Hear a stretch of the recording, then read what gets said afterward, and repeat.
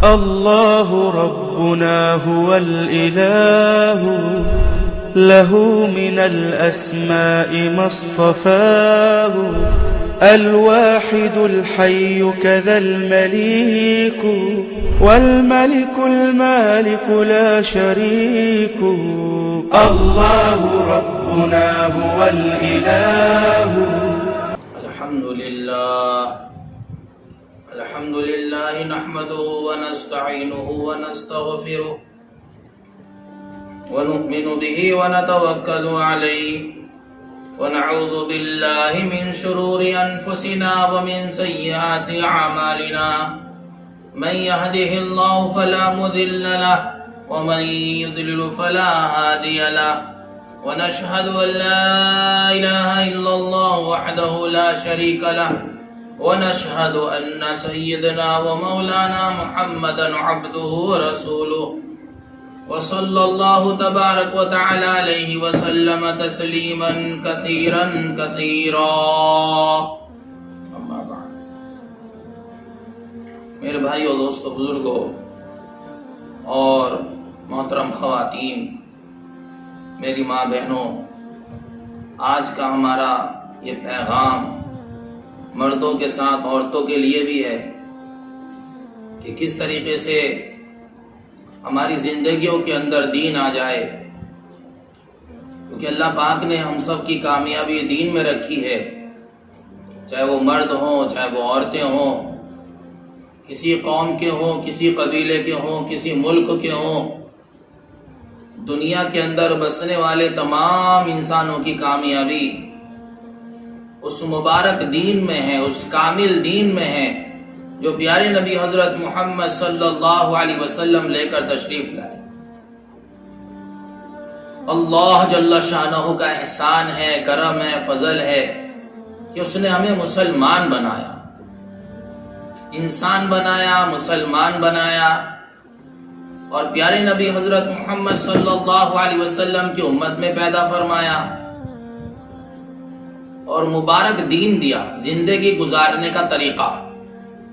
ہماری صبح کیسی ہو اس میں ہماری رہبری فرمائی، ہماری شام کیسی ہو، ہماری رات کیسی ہو، ہمارا دن کیسا ہو، ہمارا کھانا کیسا ہو، ہمارا پینا کیسا ہو، ہمارا جینا کیسا ہو، حتیٰ کہ ہمارا مرنا کیسا ہو، ہر چیز میں ہماری رہبری فرمائی.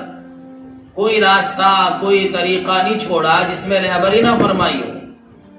اس لیے قرآن پاک میں اللہ پاک نے فرمایا، جس کا مفہوم ہے خلاصہ، علماء کرام فرماتے ہیں تمہارے لیے بہترین نمونہ رسول اللہ صلی اللہ علیہ وسلم کی زندگی ہے.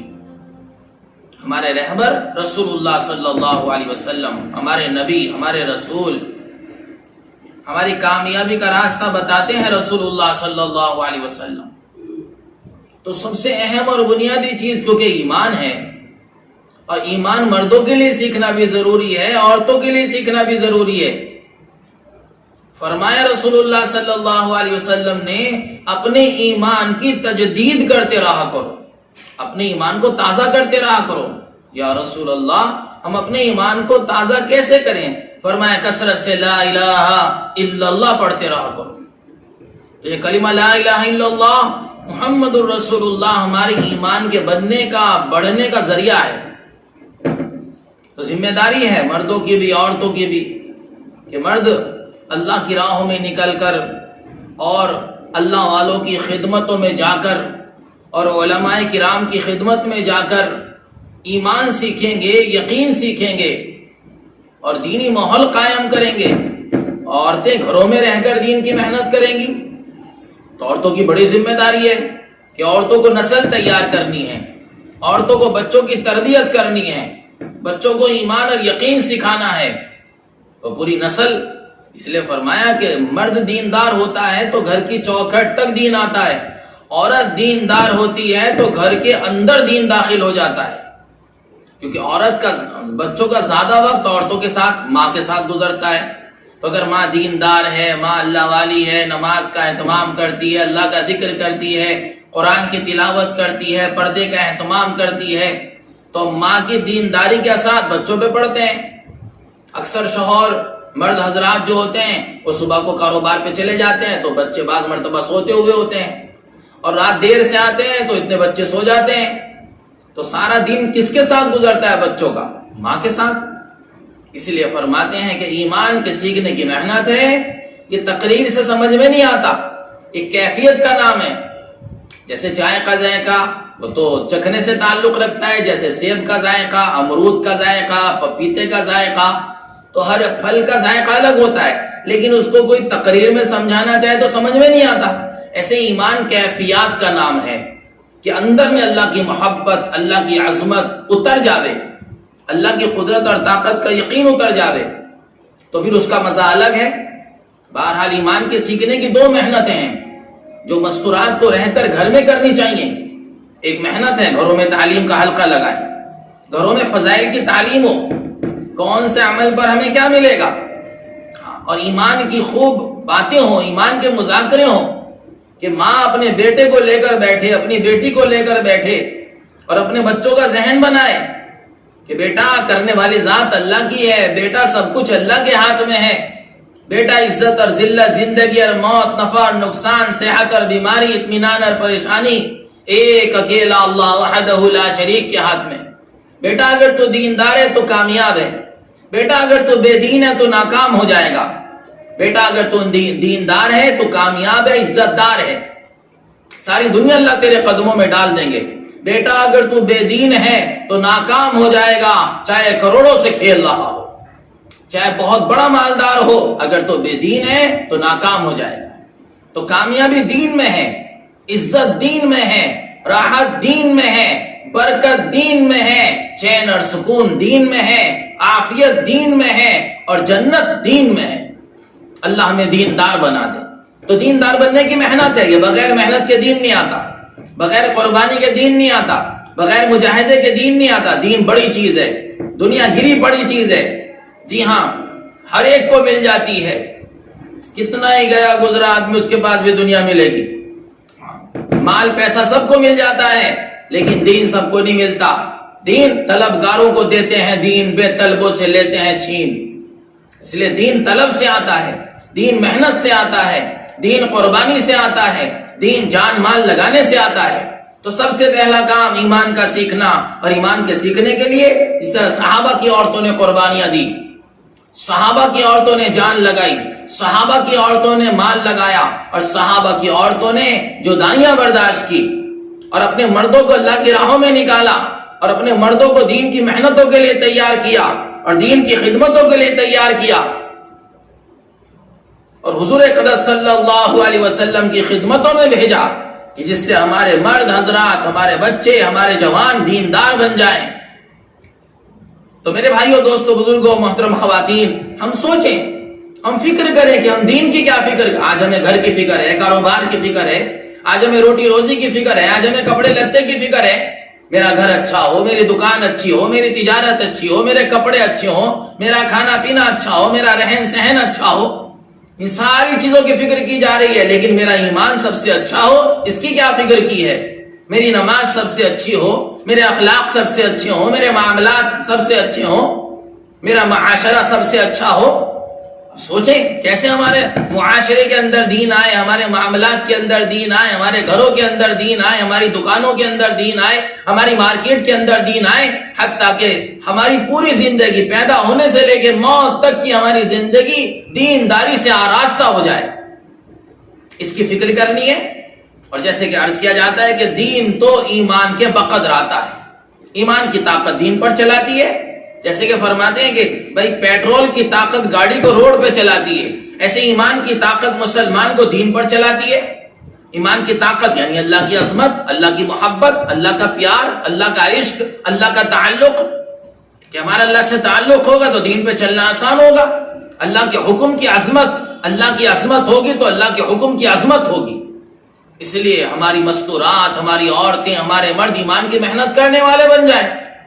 جس طرح حضرت سمیہ رضی اللہ تعالی عنہا بوڑھی تھی، ضعیف تھی، کمزور تھی اور ایمان لے آئی، پیارے نبی حضرت محمد صلی اللہ علیہ وسلم کا دامن سنبھالا، تو کیا ہوا کہ ابو جہل کی گرفت میں آ گئی. کہ ایمان لانے پر ستایا جا رہا ہے، کلمہ پڑھنے پر ستایا جا رہا ہے، رسول اللہ صلی اللہ علیہ وسلم کا دامن سنبھالنے پر ستایا جا رہا ہے۔ ابو جہل نے بڑا ستایا، بڑی مشقتیں دی، بڑی تکلیفیں پہنچائیں، بڑے کوڑے مارے، لیکن حضرت سمیہ رضی اللہ تعالی عنہ گویا زبان حال کہہ رہی تھی کہ میں جان دے سکتی ہوں لیکن ایمان نہیں دے سکتی۔ رسول اللہ صلی اللہ علیہ وسلم کا گزر ہوتا تو صبر کی تلقین فرماتے، تو پیارے نبی صلی اللہ علیہ وسلم کا دامن سنبھالنے والی حضرت سمیہ رضی اللہ تعالی عنہ کی قربانی دیکھیں کہ ایمان کی نسبت پر کتنی جان لگائی ہے، حتیٰ کہ ابو جہل نے برچھا مارا اور شہید ہوگی حضرت سمیہ رضی اللہ تعالی عنہ۔ میں عرض کیا کرتا ہوں، قیامت تک آنے والی عورتوں کے لیے، جوان عورتوں کے لیے، بوڑھی عورتوں کے لیے پیغام دیا ہے۔ جی ہاں، عبرت اور نصیحت کا نمونہ بن گئی کہ دیکھو، اگر بڑھاپے میں اللہ کے نام پر جان دینی پڑی، ایمان کی نسبت پر جان دینی پڑی، رسول اللہ صلی اللہ علیہ وسلم کی نسبت پر جان دینی پڑی تو دے دینا، لیکن ایمان نہ چھوڑنا۔ یہ قیامت تک آنے والی عورتوں کے لیے میسج ہے، پیغام ہے۔ اب ہم اپنا حال دیکھیں، ہمارا حال کیا ہے، ہماری صبح کیسی ہے، ہماری شام کیسی ہے، ہماری زندگی کیسی ہے، کیا بنے گا ہمارا؟ تو کیا فرمایا حضرت سمیہ رضی اللہ تعالی عنہ کی قربانی دیکھو۔ یہ ایمان کے سیکھنے کی نسبت پر، ایمان کی نسبت پر عورتوں نے قربانیاں دی ہیں۔ حضرت خنسہ رضی اللہ تعالی عنہ پوری تاریخ میں ایک ایسی عورت ہیں جنہوں نے 4 بیٹے اللہ کے راستے میں بھیجے ہیں، جنہوں نے ایسی تربیت فرمائی بچوں کی کہ بچوں کے دل کے اندر یہ بات گڑ گئی، یہ بات اتر گئی کہ ہم دنیا کے اندر اللہ کے دین کی محنت کے لیے آئے ہیں۔ فرمایا نا کہ میری زندگی کا مقصد تیرے دین کی سرفرازی، میں اسی لیے مسلمان، میں اسی لیے نمازی۔ تو میرے بھائیو، دوستو، بزرگوں، محترم خواتین، ہمارے لیے میسج ہے، ہمارے لیے پیغام ہے کہ وہ عورت کیسی ہمت اور حوصلے والی ہوگی۔ آپ غور کریں، کیسا اندر میں درد ہوگا، کیسی کڑن ہوگی، کیسا جذبہ ہوگا۔ 4 بیٹے ہیں، چاروں کو اللہ کے راستے میں بھیج رہی ہے۔ اللہ کے دین کو دنیا میں زندہ کرنے کا جذبہ دیکھیے، درد و غم دیکھیے، کیا شان ہے حضرت خنسہ رضی اللہ تعالیٰ عنہ کی کہ اللہ کے راستے میں 4 جوان بیٹے بھیج رہی، ایک کو بھی نہیں روکا، اور وہ 4 جا رہے ہیں ماں کی نصیحت کو اشعار میں پڑھتے ہوئے کہ ماں کو بھی پتا ہے ہم دنیا میں اللہ کے دین کی محنت کے لیے آئے ہیں، اور جوانوں کے دل میں بھی بات گڑی ہوئی ہے کہ ہمیں مرنا ہے تو اللہ کے دین پر مرنا ہے، شہادت کا جام پینا ہے۔ تو آپ غور کریں، 4 جوان بیٹے اللہ کی راہ میں نکلے ہیں اور ایک کے بعد ایک ماں کی نصیحت کو اشعار میں پڑھتے ہوئے جا رہے ہیں۔ بڑا بیٹا آگے بڑھا، زبردست قتال کیا، شہید ہوا، پھر دوسرا شہید ہوا، پھر تیسرا شہید ہوا، پھر چوتھے نے بھی اللہ کے نام پر جان دے دی۔ اب 4 کی شہادت کی خبر ماں کے پاس پہنچی ہے۔ ماں ہوتی ہے، ماں کا بدل نہیں ہوتا۔ ماں کے دل کا کیا اندازہ لگائے؟ میں نے سنا ہے کہ اگر ماں بیچارے کسی وجہ سے دماغی توازن بھی خراب ہو جائے تو اپنے بچوں کو نہیں بھولتی، پھر بھی بچوں کو یاد رکھتی ہے، وہ پاگل پن میں بھی بچوں سے محبت کرتی ہے۔ جی ہاں، تو کیا فرمایا، 4 جوان بیٹے 4 شہید ہو گئے۔ ماں کے پاس خبر پہنچی، اے ماں تیرے 4 جوان بیٹے اللہ کے نام پر قربان ہو گئے۔